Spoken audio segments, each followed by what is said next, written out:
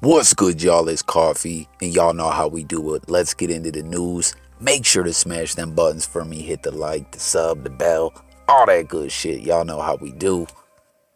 First up, we got Kodak Black throwing this wild tweet out there, man. I want to know what everyone thinks about this. He said, if a bitch, the breadwinner in the relationship, she can cheat if and when she want to.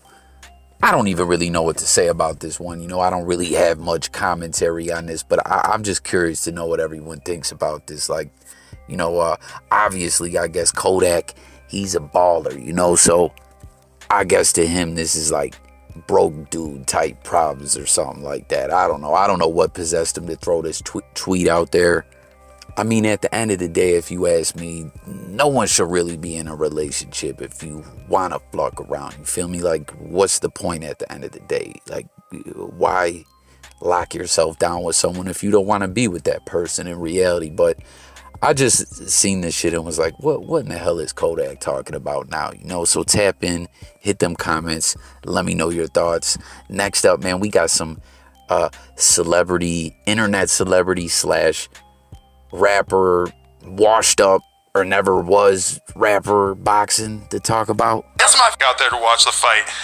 Terry Business, you gotta watch this fight. I know it's on YouTube. Terry Business comes out like this. Boom, boom, boom, boom, boom. He's swinging like this. You would not believe it. And Skinny from the 9 just covers up. And Terry is like that. But, I mean, you know. Skinny was doing a lot of defense. It's not like he really hit him that bad that many times, but he really had Skinny like flustered. Like Skinny clearly had no fucking clue what to do. I would say this. Terry threw like 7 million punches, but every time like Skinny would fire back at him, he would like back down and shit, and then it would just go back to that. Like, it was fucking weird. But I mean, it was a funny fight. And Terry Business is a very, very white guy. He's like the most. It looks like you could be like, you know, working a Foot Locker. Actually, usually the Foot Locker employees are kind of hip these days. Maybe. So let me know if any of y'all watch these fights. If you ordered a fight, what you thought about it. Skinny from the 9.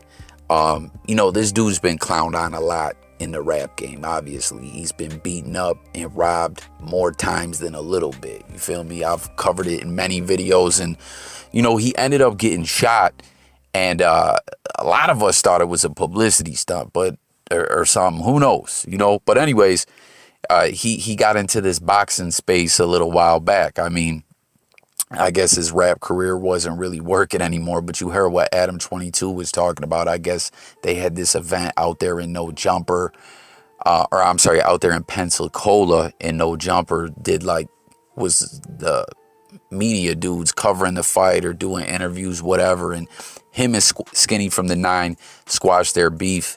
But you heard what Adam was talking about. This guy, Terry Business, he said he's was just looked like a Foot Locker employee or something like that, and Skinny from the 9 just stood no chance at the end of the day. Like, he was too tall and had that reach on Skinny. I didn't even know too. I guess Skinny from the 9's rocking with Soulja Boy now. I'm surprised that he would want to sign him. You know what I mean? But I don't know. I can't picture these fights, this particular fight, being too entertaining. You know, you see they did at the press conference, they got in the little fight or whatever, but Skinny from the 9 took a L. But I guess there was some controversy. The third round, they took 30 seconds off the clock or whatever, and Skinny thought he was going to land a knockout then. I don't know. I mean, listen, you know, this dude gets clowned on a lot or whatever. It is what it is, but hey, he's still out here getting the bag, boxing, whatever. But let me know if y'all watched the fight, your thoughts on that. And then the other fight, I think it was the main event, I don't know, was John Gabana, formerly known as Boonk Gang, who has given his life to God, like dead serious. And that's good for him, man, because that dude was not doing good. He was running around out here getting high, but he's been clean and a man of God for quite some time now. He's in a Christian rap group, and, you know, good for him, man. And he fought Supreme Patty in the main event, and I guess John Gabana got the W. But reportedly, John Gabana was getting winded. If the fight would have continued to go on, Supreme Patty might have got that W. But I guess they actually had a good fight, unlike the Skinny from the 9 Terry Business. Like, who the fuck is Terry Business, man? I don't know. And then last up, man, Jay-Z out here trying to free a fan from federal prison. And this is interesting. You know, Jay-Z has tried to help a couple people out in legal jams before, you know. And he also, that Parchment prison, where was that? Mississippi. I forget where it was, but it was like a mess. There was riots going on. The prison was totally covering it up. There was parts of the prison flooded, on fire, all kinds of ish.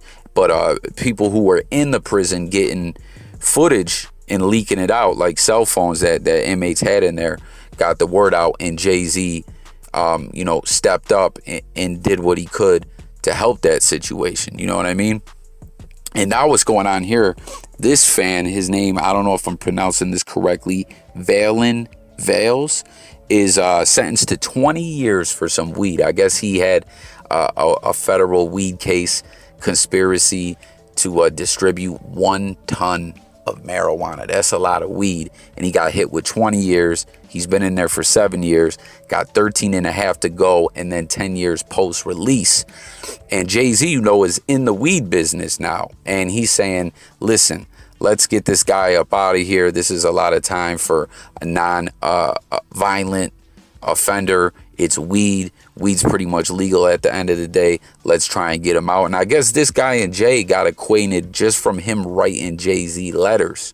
You know what I mean? I guess back in February is when he first linked with him, and Jay tried to file some paperwork before. The feds, the court shot it down.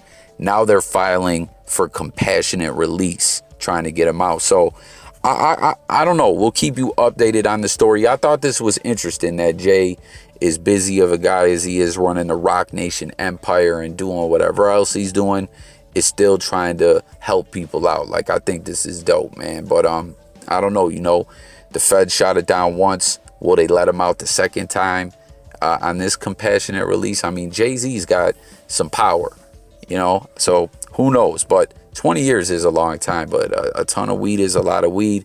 Hit the comments. Let me know what you guys think about all these stories. Stay tuned. More content coming. This is Jay Coffee Talk. I thank y'all for watching. I'm up out of here, guys. Don't forget to subscribe and all that good shit.